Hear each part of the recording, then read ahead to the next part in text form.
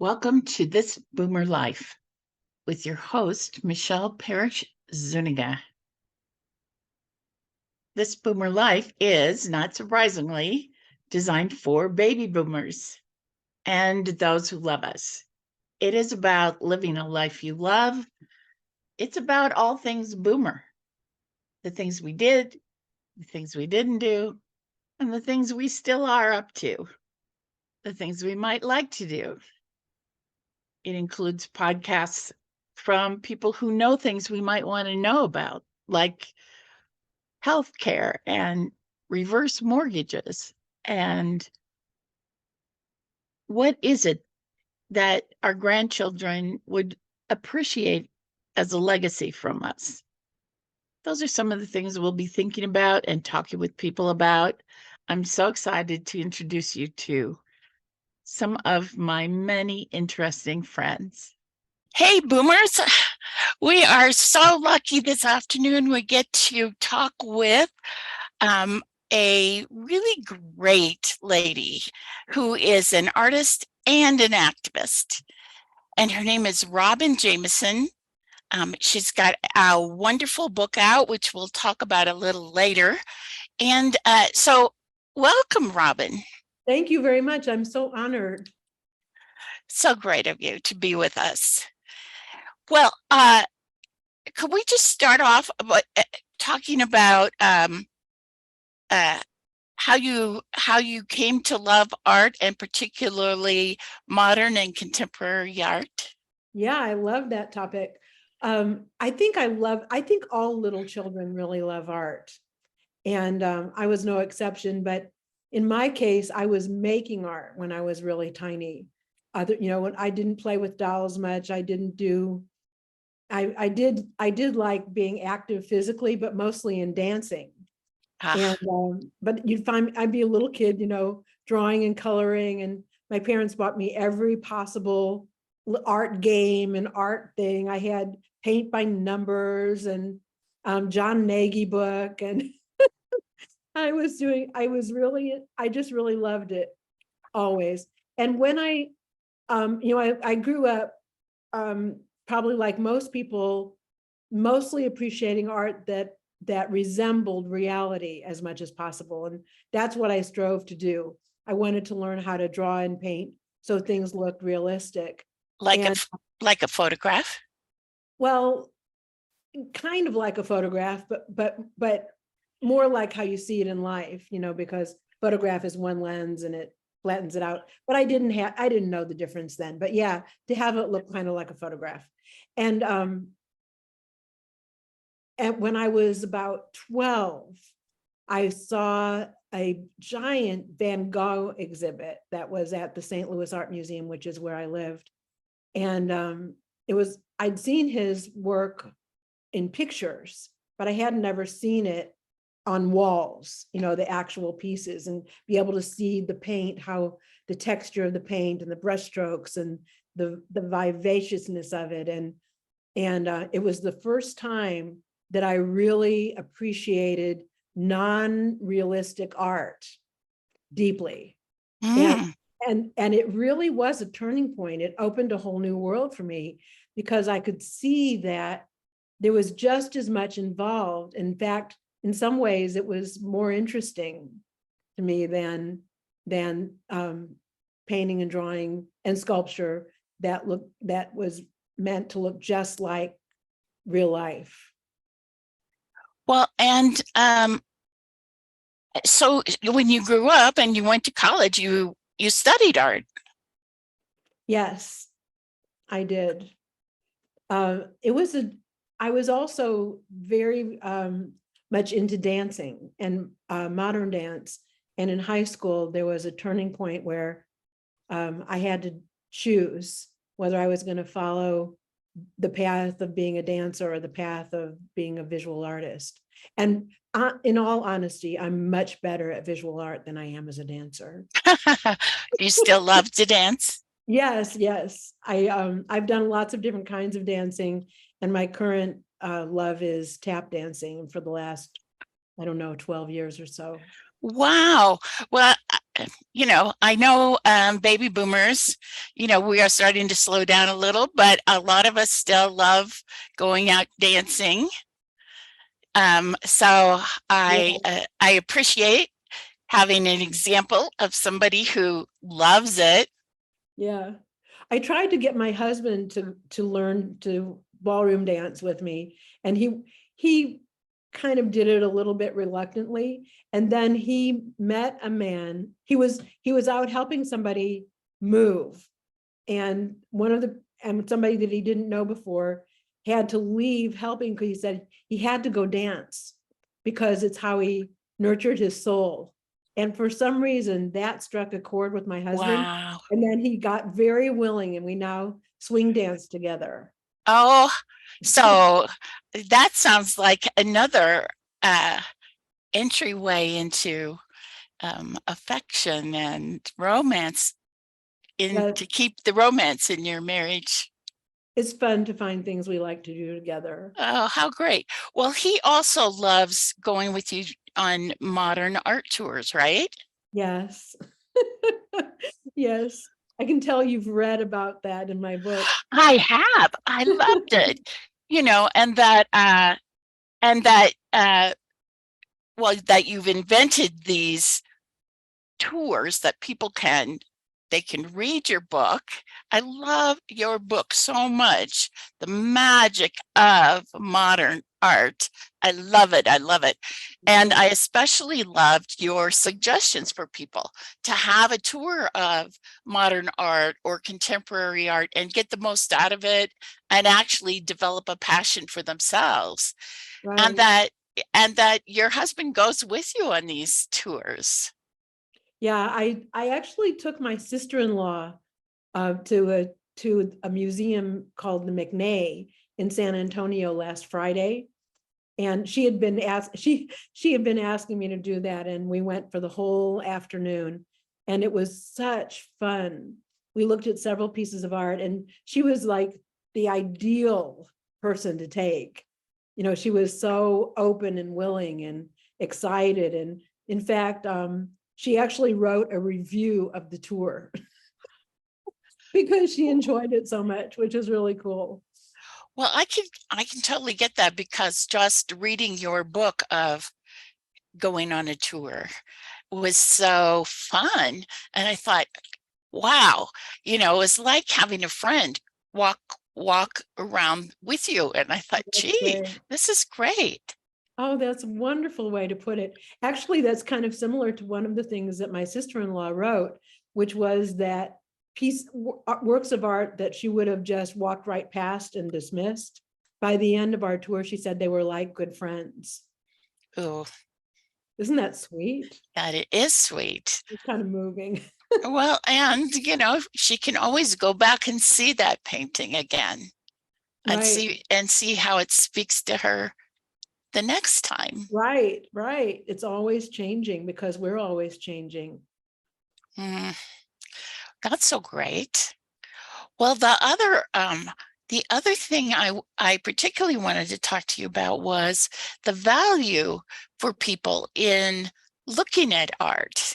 Oh, that's so amazing. That's what I was thinking about telling you. Oh, good. Especially for us older people. Yes. Well, yeah, that's very, very good point. I think a lot of us in our age group have an advantage. Well, lots of advantages, of course, in experience, but an advantage when it comes to art, because when we went to school when we were young, we had art classes, most of us, Mhm. and we had conscious exposure. I remember the first time I went to the St. Louis Art Museum, it was with a group from my grade school. So I don't know how much they do that, but I know that art programs have been cut out a lot. So I think we really have an advantage when it comes to art and being able to appreciate it. And so there have been studies done about the impact of spending time looking at art.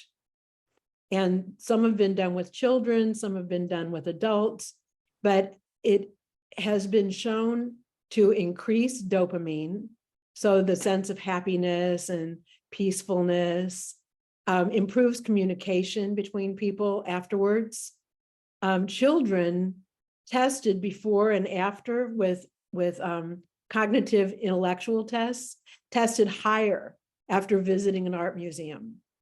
Now, Without a tour or anything, just looking at the art impacted their brains. Impacted their brains and impacts everyone's brain. Wow. There are experts in the field who consider it a need, that we need to have art in our lives in order to be maximally well. Isn't that great? Isn't that something? Well, and art is one of the few ways I think we have access to having awe and joy just kind of well up in us. Yeah, absolutely. So the experience itself, aside from what it does to us, is really magnificent and indescribable. And there's nothing that provides it in this exactly the same as that one does.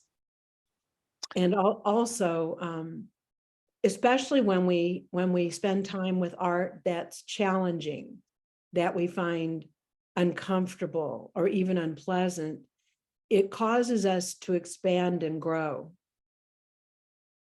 Well, that sounds like a good thing to, for your whole life, to be able to continue to expand and grow. While most of us can't afford to buy like the most famous pieces that, show up in museums, many of us have access to getting into an art museum. Right. And I'm really glad that you're saying that, because just as I had seen a lot of Van Gogh images in books, there was nothing like going and seeing it on the walls. So it's really, I say that, if you can't get to see art out in the wild, then pictures will have to be a second best. But if you can go, it's so much more powerful than looking at pictures. Well, and the three-dimensionality of it, it seems to me, now maybe I am no expert on this, but it seems to me that modern artists and contemporary artists do a lot more with dimensionality and texture. Yes, I think there was a standard until maybe the late 1800s, early 1900s, that it was good to not see the brushstrokes at all. In fact, it was something that artists strove for. So you can go see Rembrandt or go see a Da Vinci, and you'll see that you don't really see the brushstrokes. And kind of flat. Yeah, it was, and they were all blended together, and that was a high value. And now, the floodgates are open. The kinds of textures can be really, really, really smooth and invisible, almost like that, or it can be extremely textured and even have other things put into the paint to add texture. Yes, well, and mixed media is not uncommon in modern and contemporary, right? Right, vast varieties of mixed media. That sounds like it would be very fun to take a course in painting in different styles. Yeah. And there are classes like that. I don't know if they're available everywhere. Wouldn't that be fun? Yeah, it sounds like you might be inspired to do that. Well, this is my year for being involved with art. I'm going to be in a course called Wisdom for the Arts, which I'm very excited about. And I know people in those courses do a lot of painting and writing together. So it's like those are my two favorite things in the whole world. So Oh, that's wonderful. I'm excited about that. Well, so my Can I just add one more thing about being in museums and seeing art? sure. Just the one other benefit is that for many people, it inspires artistic action. So people go to the art museum and go home and do whatever is their artistic expression. Oh, so people are inspired to take action. Nice. Well, speaking of action, my understanding is you are flat out activist. That that you have a passion and a purpose about art. Yes. Could you talk to us about that? Oh, I'd love to. I'm on a mission and I am an activist, and my mission is to have a world where everyone, everywhere experiences the magic and wonder of modern and contemporary art. And that's really what prompted me to write the book. I'm taking lots of different actions to realize that vision. Well, are there any things that our listeners could participate in? Well, certainly there's, let's see, first of all, there's a book, which I invite you to purchase if you'd like. It's available on my website, which is magicofmodernart.com. It's the same book that you held up a little bit ago, Michelle. Oh, let me find it here. Is that cute? What or what? It's, yeah, there's a lot of glare on it, but yeah, there you go. That's a little better. Yeah, so that's the book. And Here's a nice picture of you on the back. ta-da! Ta-da! And one of my pieces of art also, my self-portrait. Oh, well, I wasn't sure. I didn't read the caption. Anyway, you can see it if you buy the book. You will have your very own. So it's really kind of a guidebook to getting from wherever you are to really being in love with modern and contemporary art.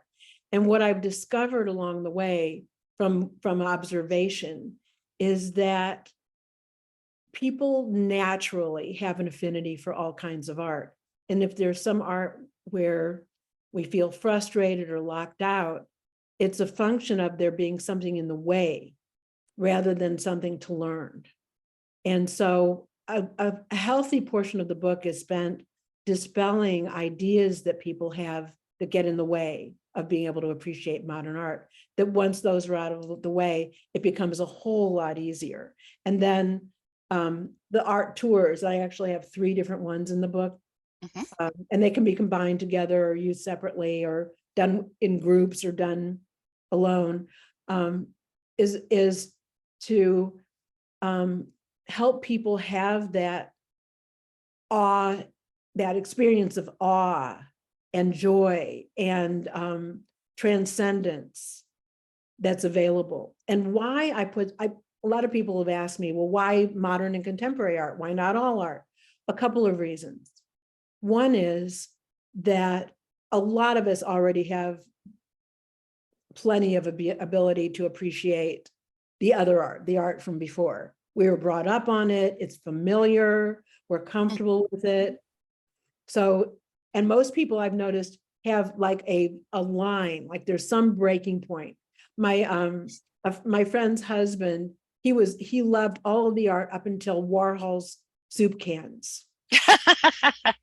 And that was it for him. And then other people, it's impressionism is okay, but not cubism or not Picasso's work or not the work that came later, or they were okay all the way through maybe the 1940s.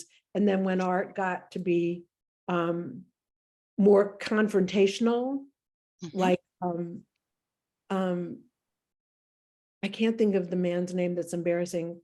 Well, like Jenny Holzer, whose work is all words, or the guy, or I can't, that's so funny that his name is gone.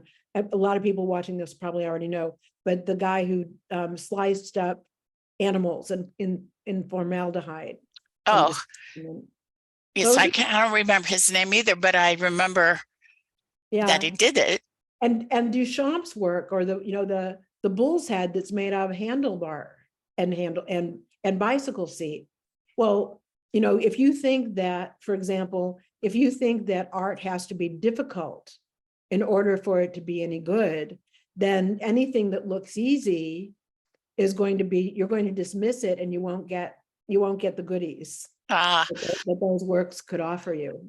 well, one of the pictures in your book is of the Christmas tree made out of shopping carts. Yeah, And love that. when I first looked at that, I thought, well, that's kind of an interesting thing to make a Christmas tree out of. But then, I was thinking about how commercialized Christmas is, and how Yeah, there is maybe a secondary uh, secondary nuance to the picture. yeah, And so I that's what I kind of love about the contemporary art, is that it's not necessarily face value. There's a little something yeah, to think about yeah. with it. Yeah, it's like Alice in Wonderland. When you're a little kid and you read it, you get it at one level, and when you get older, you see other things. And modern art, contemporary art in particular, not all of it, but it tends to be like that. But there's a trap, though, to think that you're supposed to know exactly what was intended. Oh, And, right, and rather than that can what you take- notice. right, exactly. Mm.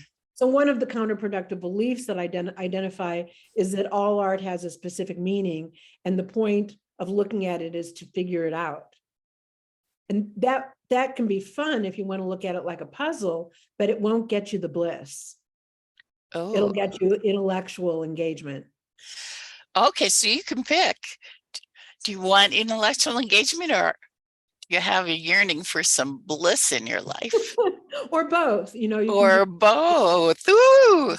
I always recommend that people have the experience of the art, especially new art, before they read the walls in the museum or the labels, so they can have their own experience. And it's important for people to understand that once the artist is finished with the work, it's out of their hands, and it's up to the viewer to see it however they see it. And any way that it's experienced is valid by the So, audience. and so everybody can have really kind of like their own artist's journey. I Yeah, mean, it's your own expansion and flowering in your appreciation and love for art. yeah. Could I say a couple more things about the book before we finish? Absolutely. I know we're running short on time. Because I talk so much. Anyway, there's one of my favorite parts of the book was that I interviewed a variety of art professionals and asked them not about, some of them were artists, some of them were not. And I asked them how they appreciate art, and what do they do if they see art that they are disgusted by or don't like. And so that part of the book is one of my favorites. And also those who are artists, I invited them to include their work in the book. So all the art that is shown in the book was done by artists that I personally know, and who allowed me to interview them for the book. And then, That's so great. I was going to tell you that I just loved being able to see these beautiful color photographs in the book itself. yeah. I'm sorry, I did interrupt you. No, that's great. And then the other thing I wanted to say was that there is a part of the book that I call art savvy, developing art savvy, Yes. where I go into terminology and different aspects of art that is kind of nice to know, Mhm. and including some advice about developing your own collection, and even about how to hang art in your own house so that it's most attractive and also the most accessible. I love that. And I love the part where you said, but if you can't hang it this way, hang it wherever you want. Just hang it up. So, you know, we have the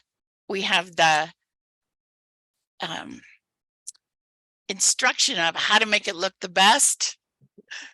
But in a little tiny apartment like mine, I just have to find a spot for it. Yeah.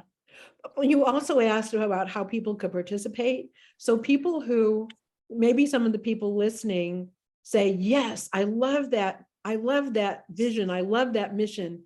And I want to get involved. And there's a group of people that I meet with once a month called the Magic of Modern Art Menches. And Michelle, you're going to be coming to those. I will. I'm excited about that. This is my art year, and I'm very excited to, So if people want to contact me to find out more about that, my email address is Robyn, spelled ROBYN, at magicofmodernart.com. Wonderful. And those of you that have some interest, reach out. Well, I have one more question for you, which is one of my things, which is I'm very interested in people's spiritual life. And, like how they were brought up as children, and then what their spiritual journey has been like, and where they've ended. And the way you speak about art just seems very like you have a very spiritual connection to it. So I just wondered if you wouldn't mind just saying a few words about your spiritual journey. Absolutely. I was raised Jewish. I was actually adopted into a Jewish family, and my birth mother was Jewish. So I'm Jewish by heritage. And I was brought up pretty strictly. I had, for those of you who know about what it is, I had a bas mitzvah, and I went to Sunday school, and we kept kosher at my house and lit the candles, and, not like an Orthodox family, but observant, very observant. But we were observant. And one of the interesting things about Judaism is that it doesn't require you to believe any certain thing, which I think is really cool. So you can believe in God and be Jewish, or not believe in God and be Jewish. And you can participate in all of the holidays and rituals, however works for you. And I really, really love it philosophically. And my journey has been all over the place. I've looked into lots of different spiritual, I don't know the right word. Pathways, perhaps? Pathways, thank you, yes. I've done a variety of different kinds of meditations. I've done a kind of spiritual channeling and past life readings for other people, learn to do that for people. I've looked into reincarnation a lot. My husband also he was raised Christian and has also been an explorer, and he really got into Buddhism for a while. So that had an impact on me. Where I've landed is that it's a very personal rather than institutional relationship. And art really is an important access for me to what I call the divine, or the universe, or the eternal. Or maybe even God. Yeah. How I think of God is not usually how it's described in religions, but yeah. But just the notion of being able to be in contact with the eternal, or to have some way to reach out and feel the awe that we would expect. I love that art provides that kind of access. Yeah. Regardless of what we believe. Yeah. I'm reading a fascinating book that was given to me for Christmas by my other sister-in-law, called Bittersweet, how sorrow and longing make us whole. And it's really, Mm. it's a spiritual book, and it's very, very interesting. Do you know the author of that? Susan Cain, spelled Cain. Great. Well, I always love to have somebody recommend a book. So with that, I think we're going to have to conclude today, but I hope you'll come back again. Oh, I would love that. Thank you. Great. It's been a delight. Thank you so much. Oh, Robyn, thanks for being with us. Hey, Boomers, it's Michelle. Wasn't that a great conversation with artist, author, and activist Robyn Jamison?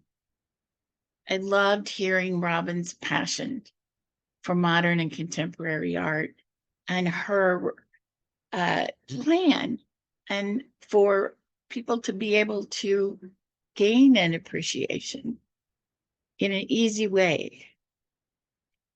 So if you are interested in getting Robyn's book, The Magic of Modern Art, How to Love Modern and Contemporary Art, well, you can get it in Amazon or any bookstore, or you can get it from Robyn directly on her website. She'll autograph it for you if you ask. And that would be www.magicofmodernart.com.